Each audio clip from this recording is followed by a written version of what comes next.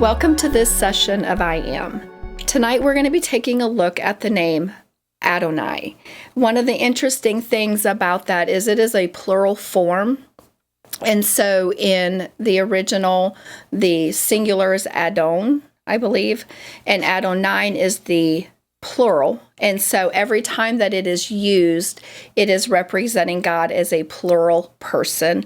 And I love that picture of that. It is the entirety of Him. It's the Father, Son, and the Holy Spirit. The actual word means ownership. It lends itself to ownership, lordship, being master. And I think one of the sad things in our culture today is that we have a very negative connotation of that. And nobody wants to be lorded over. Nobody wants to be owned. And then if you go into the part of slaves, because a lot of times in the New Testament, you'll hear people like Paul say, and I'm a slave to Jesus Christ.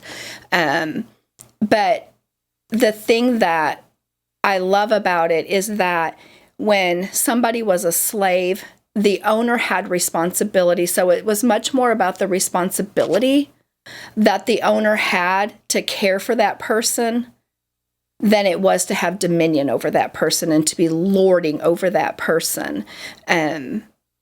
I was reading a book on some of the names of God, and I loved this one phrase that they put in there. I'd like to read it for you. It's in a book called The Foundational Names of God, and he says, the cultural background to the word Adon is associated with masters who owned slaves, yet it didn't merely connote ownership, but it also conveyed a responsibility for the care and well-being of the servants.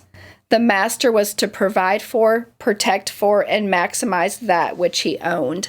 And when I was doing a study for this, what I felt like the Lord said to me was, if we don't have a revelation of His goodness and His faithfulness to us personally, like He is inherently good to Jody.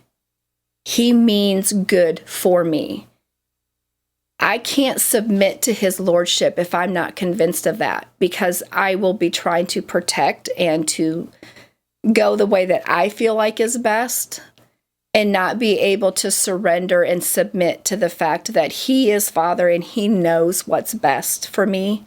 And I can trust Him. I can hear and obey what He's asking me to do, if for no other reason, because I'm convinced of His goodness and His faithfulness to me. And what I've realized in my own life is that He has lordship over some areas in my life, but He doesn't have lordship over every area. And so when I was studying for this, it really started making me ask some questions like, Lord, why are you not the Lord of that area of my life? What don't I believe about you in this area? Or what am I believing about you that is hindering me from submitting, from hearing and obeying and following you? And if we think about it like our children, we're not going to take our children and lead them by the hand and take them in the middle of 5 o'clock traffic. Now, they don't know that because they don't have the experience of that. But they will follow us. Why? Because they trust us. Because they honestly believe in their childlike faith that we mean no harm to them and we only mean good for them. And so I would encourage you guys to dig into this tonight. In the week that follows, I would ask you to ask the Lord if there are areas of your heart that He doesn't have ownership of. And if He shows you an area, sit with Him on that. Ask Him, what is it that you're believing negatively about Him, or what are you having trouble believing about Him that's keeping you from giving Him that part of your heart?